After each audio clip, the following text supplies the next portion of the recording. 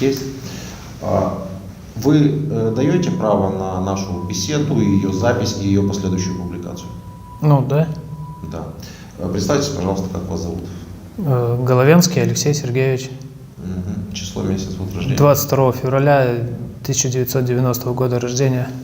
А откуда вы? Где проживаете? Крым, город Саки. Проживал.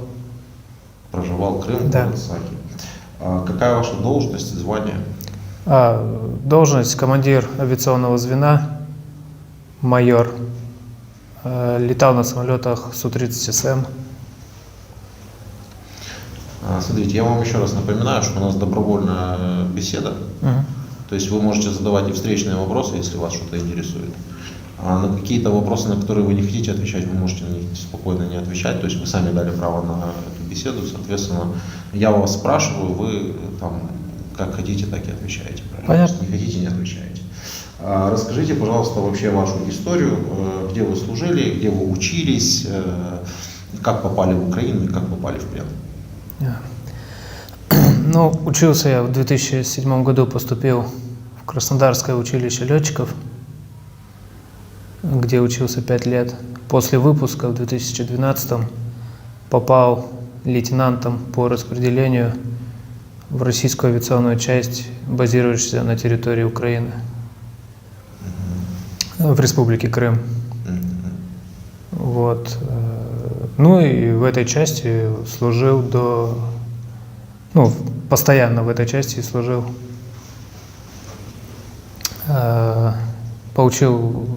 Дорос до звания майор, должности командир звена. Вот. В 2022 году принял участие в российском наступлении, вторжении на территорию Украины. Так, вторжение или спецоперация? Ну, официально она у нас называется как спецоперация. Вот. В результате чего 5 марта 2022 года был сбит где-то километров 50 Николаевской области. Я выполнял задачу там в определенных координатах, стоял, дежурил в районе где-то получаса, вел разведку и был сбит 2 ракетами. Сколько вылетов у вас вообще было? Ну вот до 5 марта у меня это был 6-7 вылет. 6-7 вылет. Сколько чего успели вы сбросить за первые вылеты? Наш полк не выполняет сбросы бомб, АСП. Ну, у нас морская авиация. Мы именно для работы с кораблями, для ведения разведки, постоянное дежурство в акватории Черного моря, Азовского моря, выявление радиотехнических средств, ПВО. Ну, это основные такие задачи. Такая воздушная разведка, да, получается? Да, воздушная, радиотехническая, да. Вы даже, получается, не заряженные, как вы летите? Нет, самолеты все заряжены всегда. Оно по-любому, то есть указание такое. Просто мы на территории Украины не летали, а вот именно по морям. Мой первый вылет был 5-го, когда мы на территорию залетели. Ваша разведка, в частности, что вам удалось разведать, что вам удалось доложить, да, по кораблям, с кораблей, какие были обстрелы в результате вашей деятельности? Да мы каждый полет, то, что летали, то, что обнаруживали, после приземления докладывали, о противовоздушной обороне Украины. О том, где что находится? То есть, да, в принципе, где, с какой стороны нас что-то облучало, где что видели, что видели в воздухе. А корабли как вы корректировали?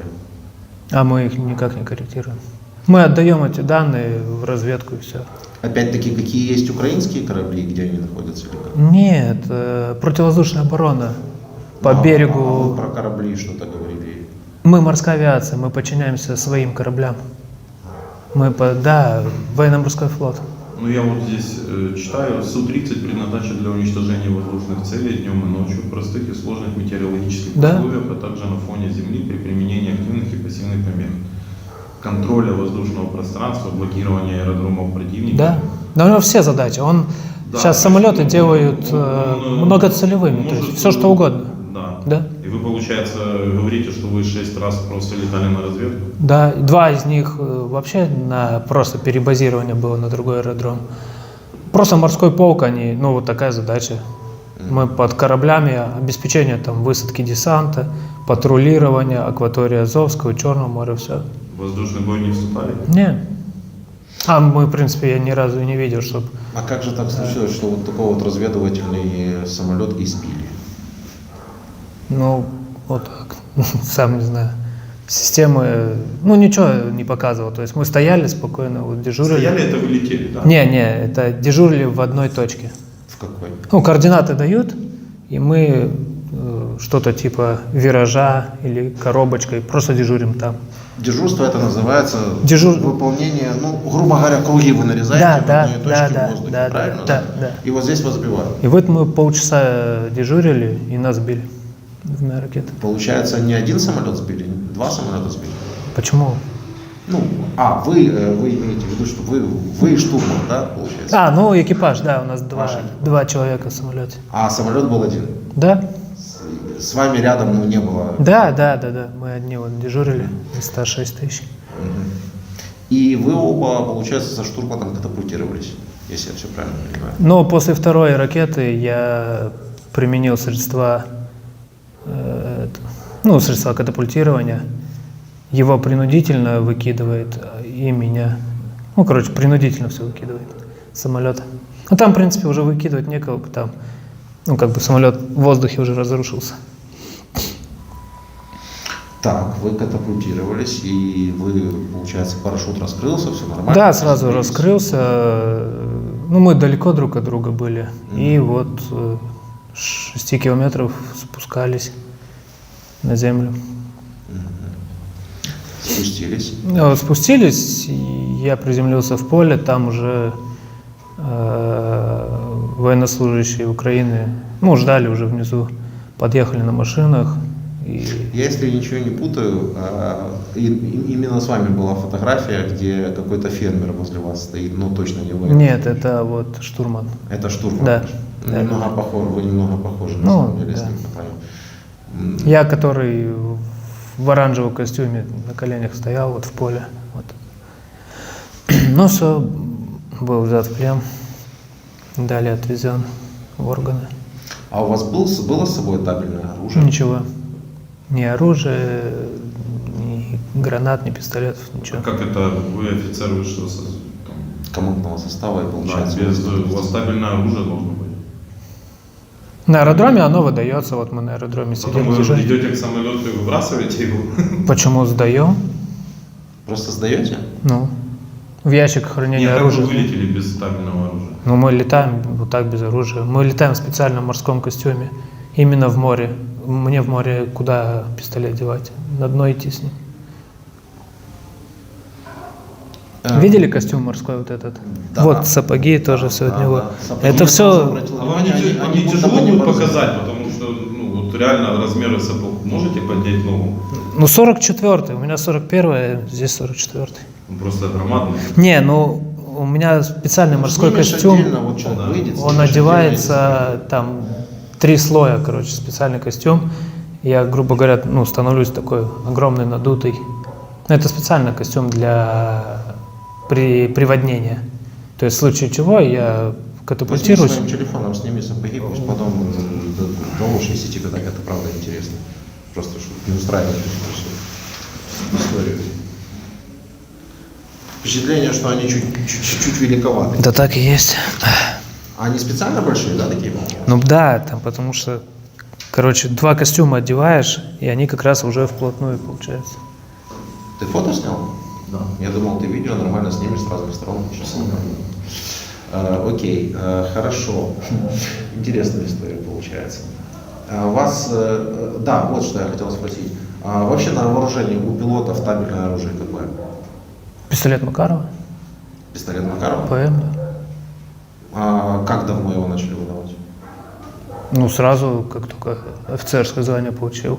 Не, я имею в виду на вооружение в российской армии, как давно поставили ПМ для пилота? Это я не знаю. Хорошо. Другой вопрос уже прям в лоб. Почему мне в комментариях все пишут, что у вас должен у пилотов российской армии Стечкин? Это на войне выдают. Именно при участиях на войне дают Стечкина. Выдают. А так у меня штатный пистолет Макаров. То есть, я так понимаю, ваша команда в войне это конкретно войной не посчитала? Не ко мне вопрос. Ну, У меня ни Стечкина, ни Макарова, ничего. У нас просто был еще один пилот, и как бы он сказал, что он с ПМом, в общем, он приземлился, и в комментариях стали писать, что это не может этого быть, потому что на вооружении у пилотов Стечкин. Я как человек не военный, мне очень сложно ответить на этот вопрос. Но я точно знаю, что ПМ у него был изъят, и вот теперь я вас, собственно... Но мы ни с ПМом, ни со Стечкиным не летаем. Вот именно я за свой пол говорю. Ну, такое может быть, что у пилота ПМ. У меня Он штатный, Ну, да. не то, что может быть, а так и У меня вопрос общего такого, я думаю, всем будет интересно. Вы вылетали откуда, получается? Крым, Саки. Саков. На вашем самолете до Киева сколько нужно времени, чтобы долететь? Расстояние подскажете? Ну, где-то 700 километров. 800. 800. Ну, зависит от скорости. Час. За час, да? Ну, за час Это тоже. на скорости 700? На Час. какую глубину вы залетали на территорию Украины? Ну вот, это мой полет. Буквально. А в Киев вы летали? Не, мой полет глубина Николаевская область, 50 километров южнее. Вот это первый, кто я и залетел.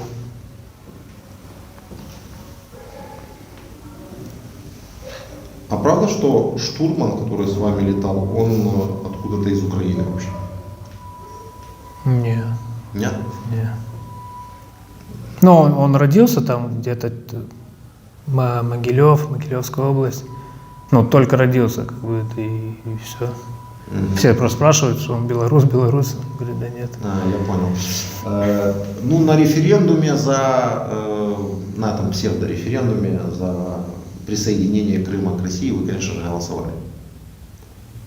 Ну, я не помню, но, скорее всего, да, должны были по-любому все голосовать. То есть это добровольно-принудительно как бы шло голосование, правильно? Ну, как бы никто не отказывался. Ну, вы как военные... Ну, должны да, прийти и сказали, проголосовать, да, правильно? да. Там голосование такого-то числа, все, идем Я голосовать. понял. Ну, у вас, наверное, после того, как после этого референдума повысилась зарплата и все такое прочее, да, то есть Нет. уровень жизни вырос. Ну, у меня нет. Ну, у военных хуже стало чуть. Хуже стало? Хуже стало? Да. Но это просто не Но это потому, что мы как бы служили до этого за границей. Где? В Крыму, Украина, да, Они были в командировке. Да. Они из России, когда их отправляли в Крым, у них... Объясните эту ситуацию, его не так хорошо слышно, просто как вас. Что это было? Ну, мы служили на территории иностранного государства, поэтому у нас были дополнительные выплаты, стимулы. Это вся вот эта вот история с Черноморским флотом, который как бы прикомандирован, флот, вы в составе флота, Да, получается, да, который да, прикомандирован да, в Крыму, но фактически вы считаетесь военнослужащими Российской Федерации, Да, правильно? так и есть, да. Сколько у вас была зарплата до референдума? В гривнах 15-16 тысяч. 15-16 тысяч. Доллар был тогда 7,5-8. по 8 был доллар. Да? 2000 долларов. Все правильно, да. Доллар по 8, это же известная история. А потом, после референдума стало сколько? Но оно добавлялось, скажем, но смысл в том, что... Убрались командировочные. Да, коэффициент убрался. Там коэффициент свой был специальный. Ну и сколько стало? Проездные были, тоже убралось. Ну, меньше там буквально на 15%.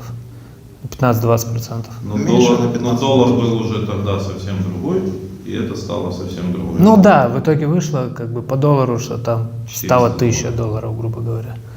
Короче, Ну, доллар там по 70, вот как бы. Ну, Короче, где-то в 2 раза у них упала зарплата, я так понимаю. ну если по доллару, да. Если по судить. доллару, Да. Не, ну цены просто, они всегда как бы тут Ладно, окей, хорошо. Не У меня буду. сейчас фантастическая мысль. Давай. А сколько группировка, вот, весь Черноморский флот в Крыму человек? Ну, плюс-минус, там, 5 тысяч, там, 10 тысяч со всеми Вообще не городами. знаю, даже не задавался вопросом. Ну, и что? Путину было дешевле провести референдум, чтобы скосить надбавку. Ну, вот. Есть. Ладно, это уже это совсем бред получается. В общем, да, из России человек, пилот, летал, разведывал, ничего не знал. Мы понимали, что у нас тут люди гибнут, все такое. Ну, уже да, Уже да. да. Чувствовали себя там соучастником вот этого всего происшествия? Ну, в нашем полку вот такого не было. Мы как бы не были в прямом контакте, так сказать. Ну, вы же Не, видите, я понял, я имею в виду, что есть ПВО в Украине, что я уже буду как ребенку объяснять, да, они сбивают ракеты, Да, которые да. летят в города Украины, там, в жилые Да. кварталы, вы это понимали, да? Ну, Вы обнаруживаете эти ПВО, ваша цель обнаружить их, чтобы их нейтрализовать, правильно? или Да, как-то подавление, обойти, да. Для того, чтобы ракета прилетела в жилой комплекс, чтобы там погибли украинские дети. ну там, вот женщины. про это мы не Правильно? знали, да. Как-то не знали. Да, Интересно. откуда? И мне это не говорят, куда они бомбят, какие... характеристика цели-то никому не доводится. Ну, просто к 5 числу, 5-го, да, вас сбили? Да. 5-го, просто к 5 числу у нас уже порядочно побомбили, и Харьков, по-моему, нормально побомбили. Вы же видели и Чернигов. разбомбленные города. Да, вы же видели уже это все. Где? как? Ну, телевизор, телеграм, там, я не знаю, Телевизор. YouTube, Facebook. Да, там максимум, ну, показывают то, что выдержки по новостям и по телевидению у нас показывают там, вот там, блин, опорно какой-то пункт там в ВСУ Украины. Показали там часть здания, вот здесь они сидели, базировались. А с самолета когда вы летите? Где, над морем? Ну вы же залетаете на территорию? Да я не залетал, я же говорю. Наш полк вообще туда не летал, на Украину. Я первый раз 5 марта залетел со стороны Николаевской области. Это и то задачу в воздухе дали. А до этого мы, блин, даже вот так границы подлетали, все, вдоль границы. Ну, море, Черное море, Я так шел. Азовское море, все, обратно на аэродром. Где ж мы там, что увидим? И высота 6-8 километров. Все. Ну, в общем, Как-то получается. У нас чуть-чуть другой профиль, как вот, нежели как у ВКС, которые вот летали на вот малых высотах, предельно малых высотах. Мы так не летаем. До 5 числа ваша рота подразделения теряли уже? Нет, мы не это. Ну, мы оставались всегда на постоянной дислокации. Не, теряли в смысле, сбивались ваши? Нет, никогда. мгм. Я понял. Что вообще чувствуете в связи с этим всем? Да чувствую, что Россия натворила дел, что виноваты все. Сожалею очень, что здесь оказался и что так все получилось. Вы уже участвовали в пресс-конференции? Я просто- Да, То есть вы уже подготовили этот ответ, ну, что очень сожалею, Россия натворила. это так и есть. Мне здесь только и показывали. Здесь куда бомбят, как бомбят. А, вы уже увидели все-таки, да? У нас вчера появились новые кадры из города Бучи. Вы еще не видели их, нет? Там, где стояли ваши сослуживцы, людей в затылок расстреливали детей, изнасилованные девочки с завязанными руками за спиной, в затылок расстрелянные. Мне что-то не показывали такое. Еще не показывали. Ну вот это вот они там вот были и пытали людей прямо у них в квартирах. Ну, я слышал вот здесь, да. Ну, следователи приходят, про преступления спрашивают, про это. Я понял. И что бы вы сделали, если бы вы знали вот наперед все о вас, вот вылет ваш, что бы вы сделали? Да там в любом случае можно и отказаться, и... Ну, не то, что даже отказаться, но... Ну, есть способы не выполнять. То же самое бомбометание какое-нибудь там. Можете рассказать нашим зрителям, потому что, собственно, цель нашего интервью вы понимаете или нет? Не понимаете? Донести на ту сторону, таким как вы, людям, что происходит на самом деле. Потому что такие же, как вы, наверное, возможно, до сих пор сидят, смотрят российское телевидение, и им до сих пор показывают, что уничтожилось там пару баз каких-то, может быть, И все. ну не знаю, ну. То есть, Нет, способы-то есть, но я слышал, что вот пехоте просто пригрозили там, типа дезертирством, там, уголовным преследованием. Ну, про авиацию тоже, военные то же самое. а как вы Но- думаете, лучше уголовное преследование или остаться без руки, там, без ноги, например? Да тут сложно судить, как это. Что тут сложного? На чаше весов простая вещь. Ты идешь в Украину, да? но прострелил есть шанс ногу. умереть, есть шанс остаться без конечностей, или есть шанс не идти в Украину и попасть под уголовное Ну, это преследование? ж у каждого личное тут. А по-вашему? Я за всех-то. Ну, как минимум, не стоит вот так лететь и бомбить не пойми куда. Не стоит. Ну, то есть, ты элементарно даже палец отрубил, и как бы все, ты уже не летишь. Да, я понял. Есть вопросы? Да. К 5 числу у нас уже были военнопленные пилоты, у которых точнее не военнопленные, пилоты, у которых не срабатывали, вы называете это механизм Катапультирование. катапультирования. Я слышал, мне говорили, что... Вот они прямо в этих Да, своих в креслах.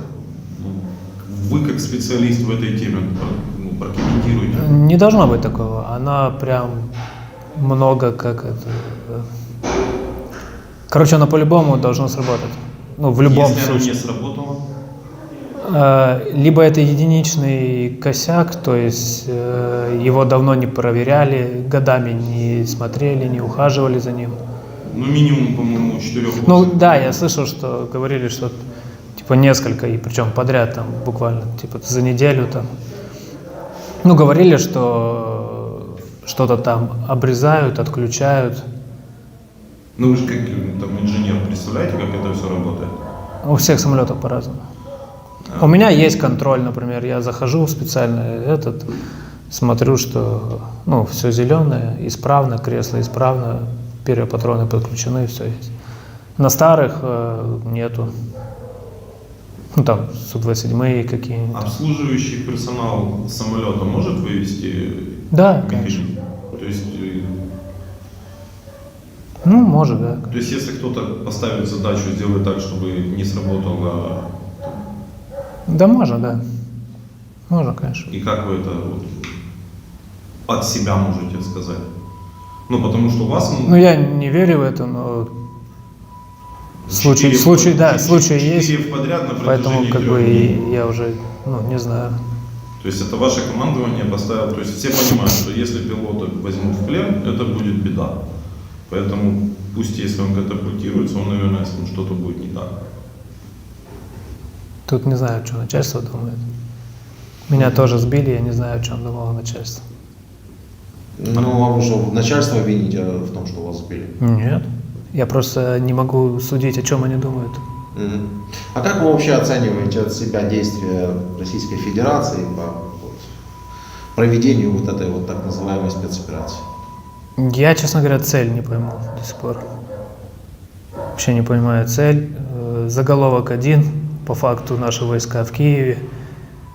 Ну, уже далеко Ваши не в Киеве. войска в Киеве? Ну, то есть, сколько там, Это недели? не под Киевом. Очень интересно, это в какой момент вам объявили, что мы в Киеве?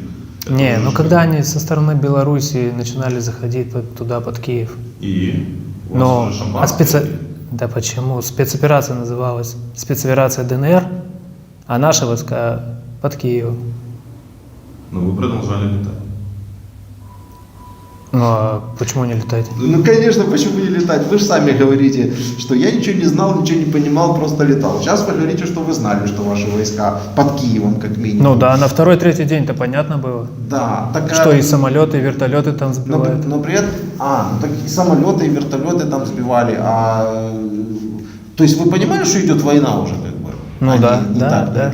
Ну, а если идет война, то вы, наверное, понимали, что уже гибнут люди, и в том числе и мирные жители, никак этого невозможно избежать, вот как ни крути, да? И вы все равно продолжали летать. Но потому что у нас полеты не были связаны с поражением. Да, у вас полеты не были связаны с поражением, но у вас полеты были связаны с обнаружением ПВО, которое стояло для того, чтобы защищать в том числе и тот же Киев, о котором вы говорите, под которым были недавно. Так, как можно понять? Вот, я понимаю, что вы можете не отвечать на этот вопрос. Ну, то есть я не пытаюсь вас ни к чему подвести, но просто я не понимаю хода вашей мысли. Вы знаете, что люди под Киевом стоят ваши. Да, войска ваши, ну, что, самолеты сбивают, вертолеты сбивают. Да. Вы обнаруживаете ПВО для того, чтобы оно их не сбивало. Так чего вы хотите? Какая ваша конкретно личная цель? Да, у меня лично? Да. Да у меня не было цели лично. Нет, цели лично есть всегда. Например, я работаю за зарплату, выполняю приказ, и мне на остальное, на все просто наплевать. Или же я хочу, чтобы Украину захватили, потому что вы понимали, раз под да Киевом, нет. значит к этому идет. Какая? Что? Чем вы руководствовались? Что Просто как военнослужащий летчик. Ну, вы себя снимаете служил, ответственность тем, работал. что вы не использовали боекомплект. Я не снимаю ответственность. Почему? Не, я не про ответственность, имею в виду, что вы не убивали, не стреляли, поэтому... Не, но я рад этому. Ну, что- эта аналогия может, что так извините, получилось. ну, как бы, там, повар, который кормит солдат в полевой кухне, он же тоже далек от... Так я говорю, я поэтому не снимаю никакой ответственности. Я виноват, знаю. В чем конкретно вы испытываете, если вы виноваты в чем-то, то в чем конкретно вы испытываете вину или раскаяние? Ну что, участник той группировки, которая вторглась на Украину, в результате чего и люди гибнут. Что вы можете передать другим военнослужащим, которые готовят к отправке в Украину, или же которые уже в Украине? Ну еще раз хочу им обратиться, чтобы остановились, чтобы подумали, чтобы обговорили с начальством, что здесь нечего, никакой денационализации не идет речь. И, кстати, как вы это понимали вообще для себя? Да, вот Это это не денационализация, а денацификация. Потому что денационализация это типа как борьба с националистами, а это денацификация это борьба конкретно с нацистами. То есть, да? Кто это такие нацисты? Где они у нас прячутся? Что это за люди? Ну где, не знаю, но у нас по телевидению часто показывали там отрывки видео, что какие-то парады нацистов, какие-то свастики, что ну вот в таком стиле. А вам не показывали, что у вас тоже, например, у служащих в ДНР тоже есть свастики, например, наколки со свастиками? Не показывали. А они есть. Хотите, я вам могу показать. У меня даже в телефоне есть, по-моему, если я еще не удалил. Да я уже не удивляюсь. Сейчас я посмотрю. Кто такой Бандера? Все, вы вот его ищете все. Почему его ищут? Ну, это топ ответа. Ну, бандеровцы тут. Вы видели хоть одного бандеровца? Да нет. А кто это такие? Пока он Владимир ищет. Да, кто такие? Ну у всех, я так понимаю, свои понятия про бандеровцев. Не, ну вы офицер, вы же умный человек. Ну, по истории я знаю, что он преследовал идею незалежности, Независимость. независимости Украины. Залежность. Ну, скоро вы украинский язык уже будете знать. Ну, то есть- Читаю. А каким образом вот он преследовал идею той самой независимости? Раз уж вы об этом. Повстаниями? Щирий, майже щирий. щирий Ну, ви українець. українську мову розумієте, так? Да. В Криму там спілкувалися трохи українською мовою? Нет, у меня жена украинка. А, жена украинка. Как ваша жена относится к тому, что сейчас бомбят украинские города, или все равно? Я так понял, она не знает, не понимает. Ну, вы, кстати, звонить никому не хотите, я так, мы вам А я предлагаем. звонил с ней, и там, короче, не тот разговор. Она типа, что? Не понимает. Она, в принципе, как бы не особо разбиралась, лезла, интересовалась. А, Мой муж в плену, я Да, политикой не интересуюсь. Да? вот, Это да, щас- и вот как-то, да. Короче, скажем, попробую предположить, мне наплевать, что там детей убивают. Ну, если так, да? Можно так? Да, навряд ли. Да нет. Ну, а как? Как это можно понять? Она просто не знает, что здесь Ну, происходит. как можно не знать, если заходишь на любой телеграм-канал, вот ищи своих телеграм-канал, мой там, например, там телеграм-канал, можно зайти, все это будет Тысячи закреплено. других Да, телеграм-каналов. под видео, с которым мы с вами общаемся, все эти ссылки закреплены. Можно наконец-то уже зайти, Но увидеть и вы посмотреть. говорите, как должна действовать моя жена. Я не могу. Мы не этого- говорим, как должна действовать, мы спрашиваем, как она относится. Ну вот я вам говорил то, что знаю. То, что было до момента моего плена. Я понял. Так вам рассказывали, значит, показывали свастики, да? Как много свастики и как много и на ком показывали? Это какие-то батальоны, отряды со свастиками конкретно набитыми? Или что Да это, нет, что это ну было? что-то Как это типа понять? групп, парадов там. Так, группы, парады, люди Да. ходят с факелами, да? Ну, Люди да, ходят с да, факелами, да, да, что-то развод, такого. развод, на день рождения Бандеры, Степана, да? Они выходят, проходят, там, пусть их 50-100 человек, может Ну, быть, даже 1000. не Один знаю, раз в год когда. они проходят по Хрещатику. Что за этим следует? Надо разбомбить Харьков? Нет. Почему? Ну, Вам 30 лет рассказывали, что здесь нацизм. Мы просто для себя и хотим... я хочу также отделить еще националистов от нацистов. Вот как вы их для себя отделяете? Почему 30 лет рассказывали? Я не знаю, я общался и всегда и родственники на Украине, и никто ничего, каких-то нацистов, бандеровцев. Тогда вас еще раз извините, но у нас интересная беседа. Вы, как офицер, видели обращение вашего президента про спецоперацию. Да. Он сказал, будем украинцев денацифицировать, демилитаризировать. Мгм. Второй термин понятно, чтобы не было военных. Мгм. Термин первый. Вот, ну, а вы тем более говорите, что у вас есть знакомые украинцы, с которыми вы общались. Да, нормально все, да, никто ничего не... Демонстрирую вам мимоходом. Видите, вот это вот, это так называемый ДНРовец, да? Вот у него тоже похоже на свастику, да? Ну, конечно. И на вот этого Да, вижу. орла, да, похоже. Да, вижу, Я пролистаю еще. Вот прям вот Донецкая Да, республика, вижу, вот вижу. смотрите, все есть. То есть я понимаю, что если вам прокрутить эти фото, этот вообще с повязкой, вот он же на Киев, то есть вот я понимаю, что если вам это крутить, а это вообще в России был марш тоже со свастикой. Я понимаю, что если вам это крутить бесконечно по телевизору, вот одни и те же кадры под разным ракурсом, то вы подумаете, что в России, наверное, тоже одни нацисты какие-то, да, живут. Ну да. Когда... Вы общались с украинцами, вы знали, что здесь никаких нацистов нет, правильно я понимаю, да?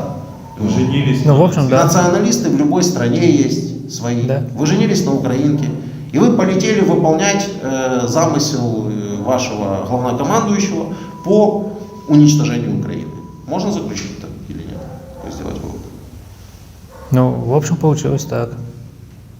В общем, получилось так. Ну, что, честно скажем, полное безразличие, по сути, да, ну, то есть, ну, так. А что вы думаете будет дальше? Без понятия. Не, ну как это без понятия? Вы же думаете? Не, я надеюсь, что они остановятся, будет вывод войск и уже стол переговоров, кому что надо, кто о чем думает. А с вами лично? Не знаю. С вами как обращаются здесь? Сплю, ем. Нормально? Сплю, Не, ем. не бьют? Нет. Не бьют. А сколько раз в день едите? 3.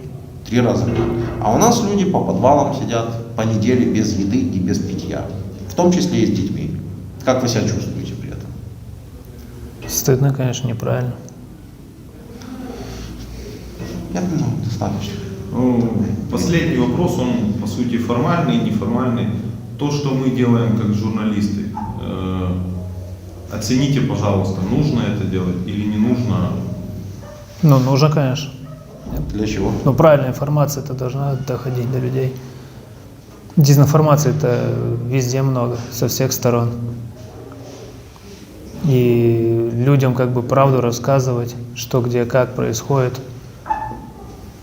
Это важно. это же необходимо. Идеальный, Не, информационно это... идеальный сценарий, на ваше мнение. Вот что сейчас должно произойти в России, чтобы остановить все, что вы натворили у нас? Что должно произойти в России? Да. Да. Это без понятия. Просто командующие должны Путину сказать, что все, хватит. Путин, ну и все, вот Ну, мы же осталось. понимаем, он этого не скажет. Какие-то еще сценарии возможны? Я просто вот не знаю, в чем цель, что в чем дальше. Ну, цель Путина, цель начальства, главнокомандования. Извините, неправильно задал вопрос. Что можно предпринять стране, гражданам, людям, чтобы что-то сделать? Людям только массово спрашивать у вышестоящего руководства, где наши дети, Они чего спрашивают, могут и говорят, добиться. все идет по плану. Ну, хорошо. Спецоперация проходит по плану, каждый день Ну да, все по плану, все хорошо, разбомбили очередной Мариуполь. ну, поэтому это и удивляет, что уже месяц прошел больше, а все продолжается.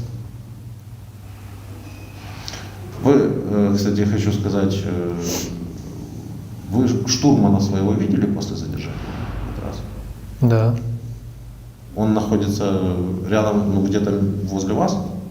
В смысле? Ну вот здесь вот вы сейчас находитесь, да? В камере напротив. В камере напротив, то есть Ну вы да. общаетесь. Но я просто для зрителей больше хочу сказать, что штурман ваш – это первый человек за все время, да, который отказался общаться с нами, не дал права на интервью, и, соответственно, этого интервью не будет. А это подтверждает тот факт подтверждает, что мы не делаем интервью насильно. То есть, если человек отказался общаться с нами, то он с нами и не общается. А вот штурман конкретно этого пилота, который был сбит над Украиной вместе с ним, отказался давать такое интервью.